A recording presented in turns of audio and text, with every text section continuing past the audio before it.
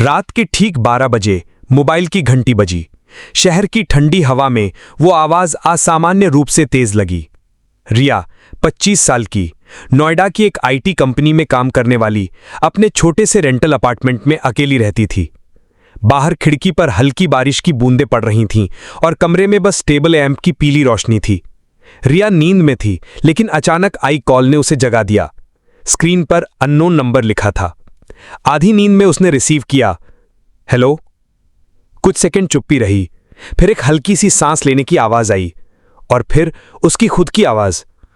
रिया, कल तुम्हारा लंच 1:15 पर गिरेगा और उसके बाद तुम्हें अपने पुराने कॉलेज के दोस्त से मेट्रो में मिलना है। रिया का माथा ठनका। उसने चौंक पर कहा, कौन है? ये मजाक किसने किया? लेकिन कॉल कट गई। सुबह उसने इस अजीब घटना को बस एक मजाक समझा, लेकिन अगले दिन ठीक 1:15 पर ऑफिस में उसके हाथ से लंच बॉक्स गिर गया और शाम को मेट्रो में सचमुच उसका पुराना कॉलेज दोस्त अंकित मिल गया। दूसरी रात। अगली रात भी ठीक 12 बजे वही कॉल आई। रिया, कल तुम्हारी टीम मीटिंग में बॉस तुमसे नाराज होंगे, लेकिन घबराना मत, प्रमोशन की फाइल पास हो जाएगी। रिया ने कॉल कट कर दिया, सोचते हुए कि कोई उसके आसपास की बातें जानकर प्रैंक कर रहा है। लेकिन अगले दिन ऑफिस में वही हुआ। बॉस नाराज हुए, मगर शाम तक प्रमोशन कंफर्म हो गया। अब उसके अंदर डर के साथ साथ जिज्ञासा भी आने लगी थी। तीसरी, चौथी, पांचवी रात, हर रात 12 बजे कॉल आती। आवाज हमेशा उसकी खुद की होती, लेकिन टोन अलग, धीमी, सपाट, बिना भाव वाली। और हर बार अगले दिन की एक घटना बताती जो सच निकलती। कभी छोटी बात, जैसे कल तुम्हें सड़क पर 500 रुपए का नोट मिलेगा।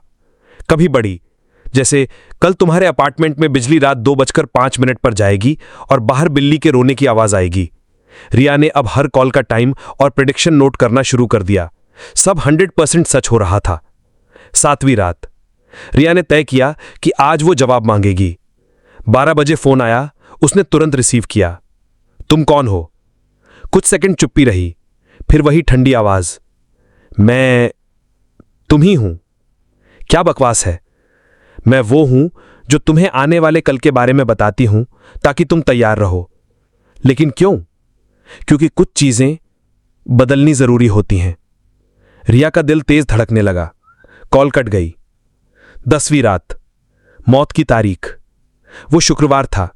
रिया थकी हुई घर लौटी, लेकिन 12 बजे का इंतजार कर रही थी। मोबाइल बजा। उसने तुरंत उठाया। बोलो, कल क्या होने वाला है? इस बार कुछ देर चुप्पी रही, फिर आवाज आई, रिया, कल कुछ खास नहीं होगा, लेकिन तुम्हें 17 जनवरी की रात सावधान रहना होगा। रिया चौंकी। क्यों? क्योंकि 17 जनवरी तुम्हारी मौत की रात है। उसके हाथ से फोन लगभग गिर पड़ा। क्या? ये क्या बकवास है? तुम्हारी सांसें ठीक 11:59 पर रुक जाएंगी। कॉल कट गई। रिया के कानों में बस वो एक वाक्य गूंज रहा था, तुम्हारी सांसें रुक जाएंगी। रिया ने पूरी रात नींद नहीं ली। उसके दिमाग में सिर्फ वही तारीख घूम रही थी, 17 जनवरी। आज 4 जनवरी थी, यानी मौत की तारीख में सिर्फ 13 दिन बाकी थे। उसने अपने कैलेंडर पर उस तारीख को लाल मार्कर से घेर दिया, लेकिन हर बार उस पर नजर पड़ते ही उसकी सांसें तेज हो जाती। भागने की कोशिश। अगली रात 12 बजे फिर कॉल आई। रिया, कल तुम अपने किचन में चाकू गिराओगी और सोचोगी मौत कितनी आसान होती है। रिया ने गुस्से में फोन काट दिया। उसने खुद से कसम खाई कि 17 जनवरी की रात वो अकेली नहीं होगी, शायद दोस्तों के साथ रहेगी या कहीं पब्लिक प्लेस पर। उसने अपने कॉलेज की फ्रेंड नेहा को सारी बात बताई। नेहा ने पहले हंसी उड़ाई, फिर बोली, देख, तू ओवरथिंक कर रही है, मौत का कोई प्रेडिक्शन नहीं कर सकता। लेकिन रिया को अंदर से यकीन था कि यह मजाक नहीं है। अनोखा पैटर्न। 10 जनवरी की रात कॉल पर उसकी आवाज ने कहा, तुम्हारे ऑफिस में फायर अलार्म बजेगा, लेकिन कोई आग नहीं होगी। अगले दिन बिल्कुल यही हुआ। अब रिया समझ गई थी कि यह कॉल सिर्फ सच ही बोलती है, और अगर मौत की तारीख बताई गई है तो वो भी सच होगी। उसके अंदर पैनिक अटैक शुरू हो गए। रात को पसीना आना, आंखों के नीचे काले घेरे, हर आवाज पर चौंक जाना। सच्चाई की तलाश। रिया ने कॉल ट्रेस करने की कोशिश की। उसने एक प्राइवेट हैकर हायर किया।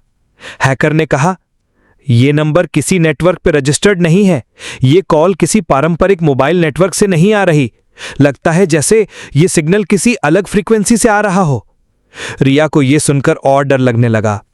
उसने कॉल रिकॉर्ड करनी शुरू की, लेकिन रिकॉर्डिंग सुनने पर उसकी आवाज और भी ठंडी और मशीन जैसी लगती थी, मानो इंसानी ना हो। 17 जनवरी, मौत का दिन। सुबह से ही रिया बेचैन थी।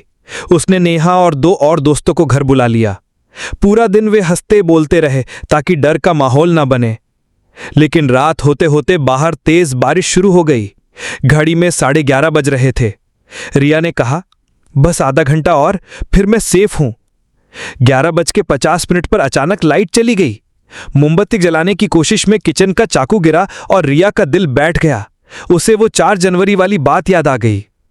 11:55 पर उसके फोन की घंटी बजी। Unknown number. दोस्तों ने कहा, मत उठाना, लेकिन रिया ने रिसीव किया। आखिरी कॉल। रिया, वही ठंडी आवाज, समय आ गया है। नहीं, मैं मरने वाली नहीं हूं। तुम पहले ही मर चुकी हो। रिया के हाथ कांपने लगे। क्या मतलब? तुम्हारी मौत 1 साल पहले 17 जनवरी को हो चुकी थी। ये एक लूप है। हर साल इस दिन ये कॉल तुम्हें याद दिलाती है ताकि तुम फिर से उस पल को जी सको। रिया के आसपास का माहौल धुंधला होने लगा। उसकी आंखों के सामने फ्लैश हुआ। 1 साल पहले इसी दिन बारिश में उसकी कार एक ट्रक से टकराई थी। उसने अपनी आखिरी सांस 11:59 पर ली थी। क्लाइमैक्स। नेहा और बाकी दोस्त चीख रहे थे, लेकिन उनकी आवाज रिया तक नहीं पहुंच रही थी।